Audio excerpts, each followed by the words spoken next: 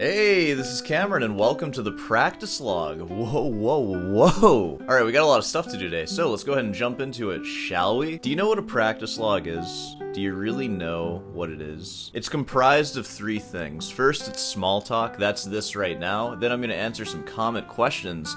There's been a lot of them recently, so you know, that'll be fun. And then I'm gonna play something for you. And I'll actually talk a little bit about that first. I am in grad school. The secret's out, guys, I know. I'm sorry I hid that from you. Me and the grad students host an informal masterclass for ourselves and the undergrads. Originally, it wasn't worth credit for anybody, but it's actually worth credit now. So it's kind of like I just expanded my assistantship without getting any additional money. But that's fine, I don't care. I get to perform more. But I have a recording of me from that masterclass in the hall playing Lobe de Trennen and the Morel Sonatina. I think I'm just gonna show you the Lobe de Trennen because it sounded pretty good, and that's probably like the highest pressure situation that you've seen me play in, so you know, like, it's not as polished as it normally would be, but I think it's kind of cool to show because it's more representative of maybe what I can do, not in the worst circumstances, but like kind of a half and half, like not terrible, not super high stake, but you know, still a little bit of pressure. You got one shot, you don't want to like waste everybody's time.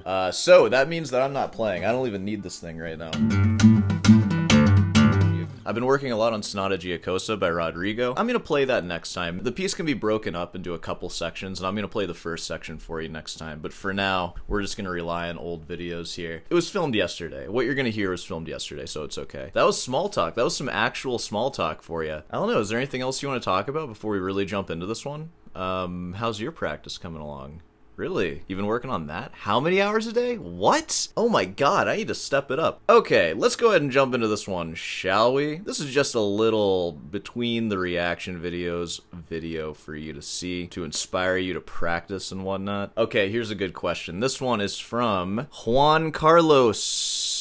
Something 7486, friend of the channel. How's it going? Honest question, when you grab your guitar to show us how you play, how many takes do you play on average before you play one that's worth showing? More than you think, probably. It sounds like a roast, but the truth is, most of the time I play your videos, I'm not looking at something else and I'm doing stuff, so I only hear the audio, and a few times I was like, wait, he just picked up the guitar and casually dropped that on camera? I know, that's how I feel when I'm watching Rick Beato's videos. There's some pop songs that he'll hear and then he'll just play them perfectly, and it's like, I don't buy that, Rick. Your training book's not that good. Come on now. Or maybe it is. But yeah, that's interesting. I've done that to you, where I've picked up my guitar and you're just like, wow, this guy's the man, huh? Maybe you should practice more so you're not impressed by BS.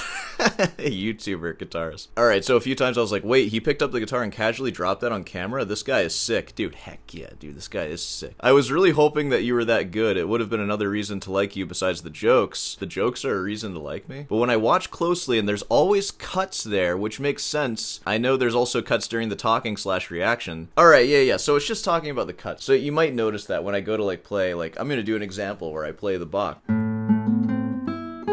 And there's just like a cut, you know, right before my actual playing. If I'm really in the flow state and I'm just making a video and it feels really good, I can just make it a continuous, wait, what am I thinking? I can just make it a continuous stream of consciousness kind of take, and it's fine. And then sometimes when I'm struggling to find things to say, I'll like take 10 seconds and just think for a second, and then obviously that's cut out, and then I'll just keep talking. It's the same thing with guitar playing too. Any full piece that I show you where I'm playing through like Lobe de Trennen or the Bach or any other piece, there's no cuts there, which I could add cuts. It wouldn't be hard because a lot of times I'll have actual jump cuts, like, because I'm zooming in on different things. You won't see that today, but look at any other practice log in the performance part. It's cutting around and looking at the cow and stuff, but it's all one continuous take, I promise that. But yeah, sometimes when I'm reacting to stuff and I feel the need to play an example or to mimic what was just played, yeah, I oftentimes don't show the very first thing that I played because it's like not good. You guys can be pretty ruthless with that. You will not hesitate to make fun of me, which makes sense because I put myself in a position where I'm making fun of a lot of other people, and it feels good when you find that person kind of sucking, because then you can just be like,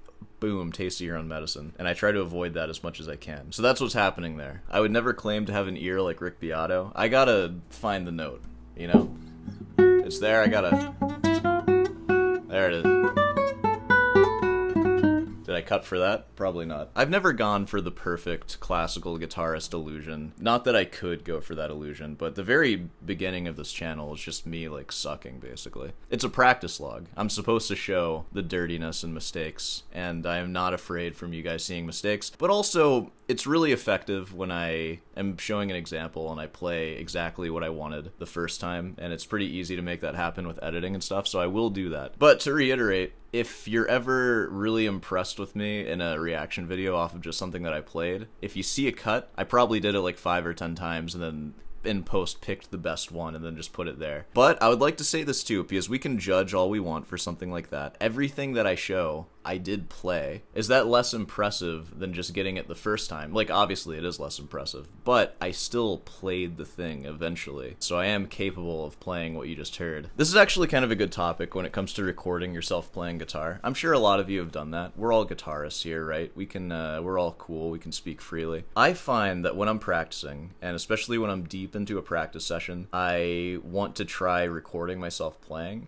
And then I start getting these ideas in my head, these not very helpful, kind of sinful, prideful ideas where I'm like, oh, if I get a really good take of the Prelude of 997, I'm going to post this on Instagram, and everyone's going to see it. I'm going to be the frickin' man, and I'm going to look awesome. And then once I get that thought in my head, I am now committed to getting a perfect take of Beatley 997. And it's all I want in that moment, and I will keep retrying and retrying, but the simple facts are, after you've retried 3 or 4 times, you're not going to get what you want. Like, we train our hands to perform a certain way in a certain moment, and if your hands aren't ready to perform like how you want, it's not going to happen from just trying again. Of course, when it comes to playing a big piece of music on classical guitar, there's like odds and probability. Getting through the piece really convincingly, maybe there's like a 50% chance depending on where you are in your practice. You might be in a place where you can get through the first page of it really convincingly, but it's like a 0% chance to actually finish it out, so you keep going for that second half and it never works, of course, and then you get discouraged. And when that's happening, there's no amount of repeats that's going to make you get a perfect take, I've found. You're either ready for the take or you're not. So in my opinion, if it took you like 10 takes to get a perfect take of a song, then you were ready. Like, it took 10 tries, of course. Maybe it's like a 1 in 10 chance that you'll get through the song convincingly and in a way that you're proud of, but that's still pretty decent, at least when it comes to a recording. Like, obviously in a live setting, you'd like that probability to be like, you know, over 50%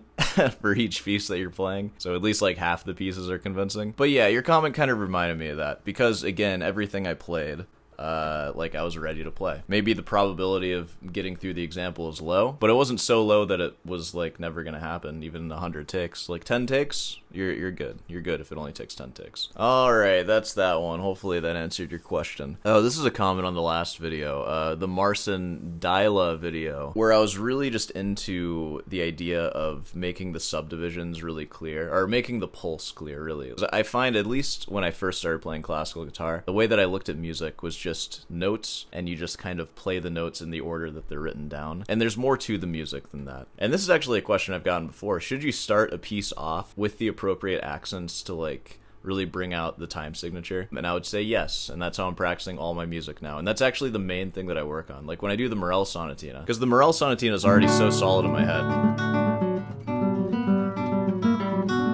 Like, for the most part, I get the notes right, but I've been finding it really helpful to just play really slow through it to a click, super slow click, and then just...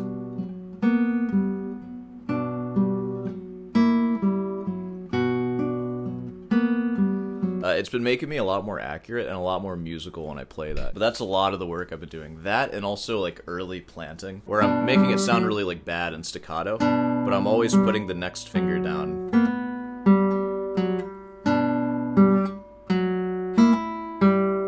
And like, can I do that slow?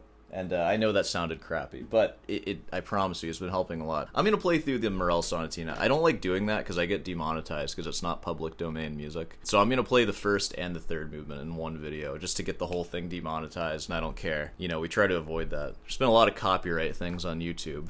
Sorry, I was answering a question from Bob5476. You asked in that video, what is a subdivision? Please explain.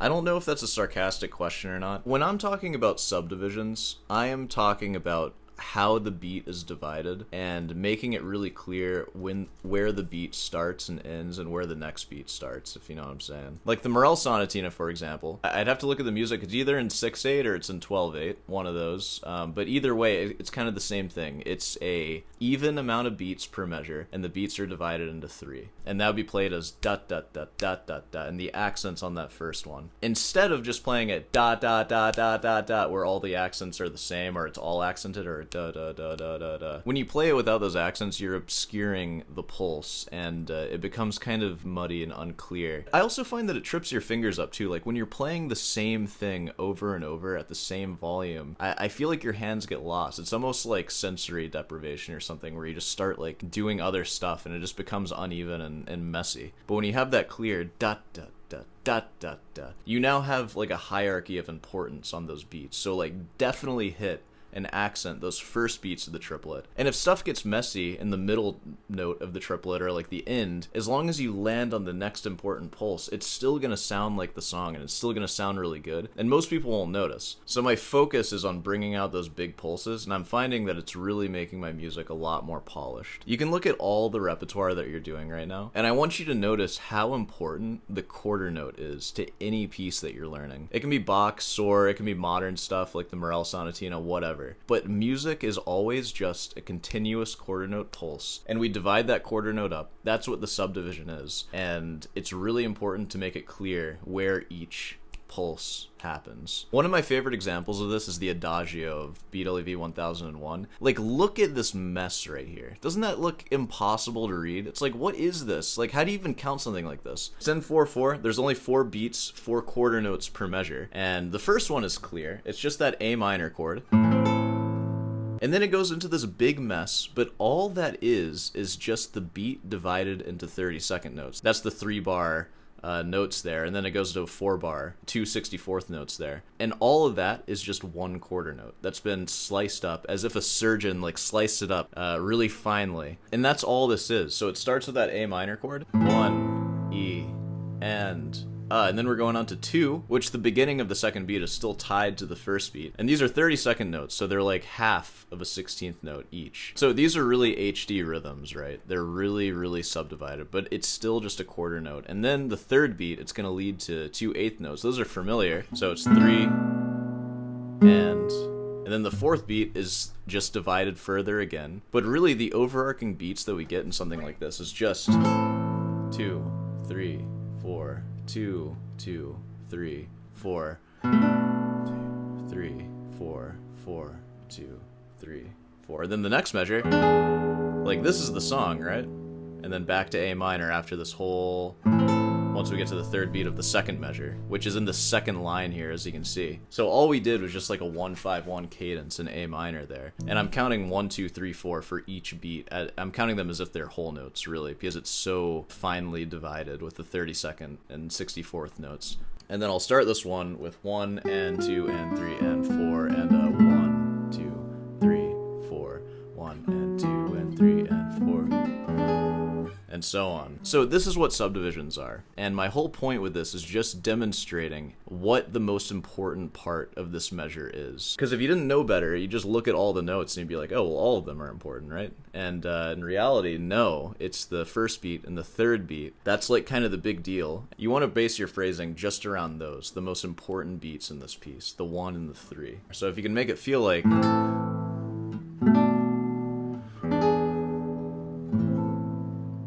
you want to base your phrasing just around those 4 chords. So it'll be like...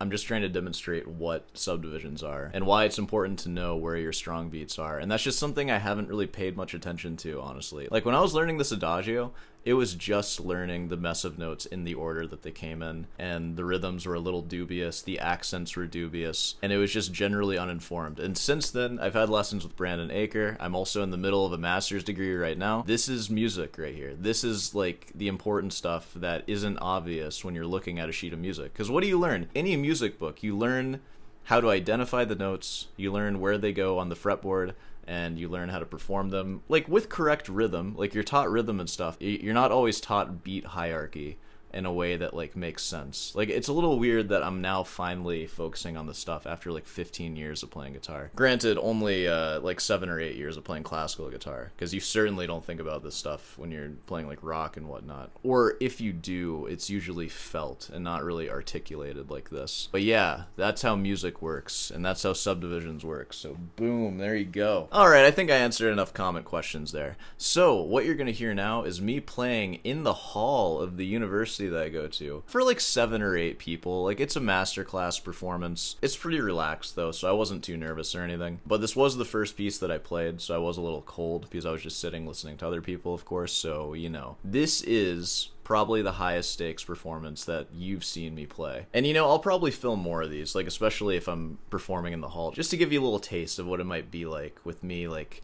you know, playing recitals and stuff and actually playing outside other than in my room. Is there anything else we want to talk about before we jump into that?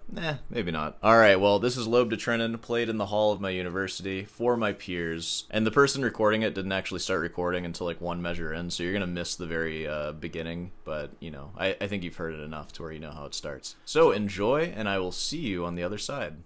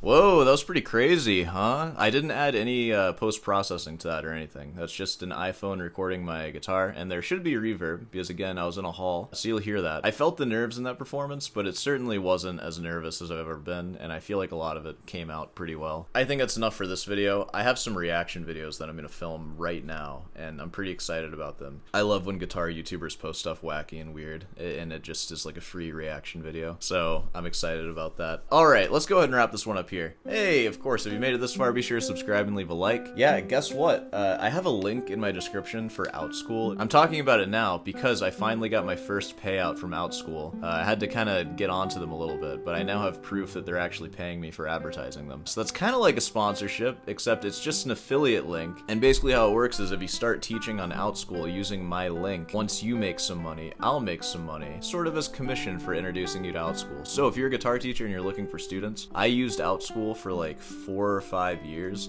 At my height, I had 86 30-minute guitar lessons a week, which was not a good lifestyle. I wouldn't recommend that, but in doing that, it allowed me to save. And with that, I was able to not work as much and kind of just focus on doing YouTube. And now YouTube has reached a place where it's replacing the money I would have been making from teaching not quite that many guitar lessons. But you know, it's like good enough though. When it comes to teaching, you play guitar, a super popular instrument. There's a lot of people that want to learn it. And if you want to be a teacher, especially if you're like an undergrad right now and you're working a job that isn't guitar teaching, I highly recommend, like, you can do OutSchool. You don't even have to use my link. That's just free information. But if you want to thank me, using my link is how you can. But yeah, like, OutSchool got my life started personally, and you know, I've had no issues with them.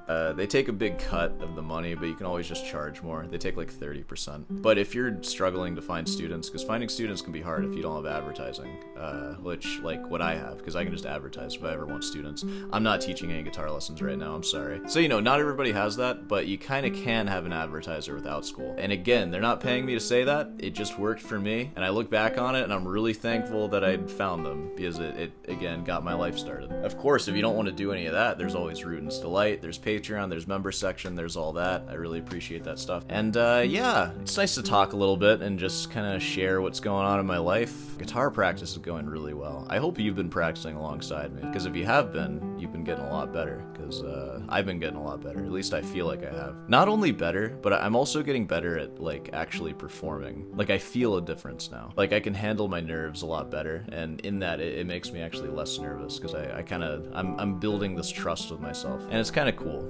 Maybe we'll talk more about that stuff next time. Alright, I'll see you in the next one.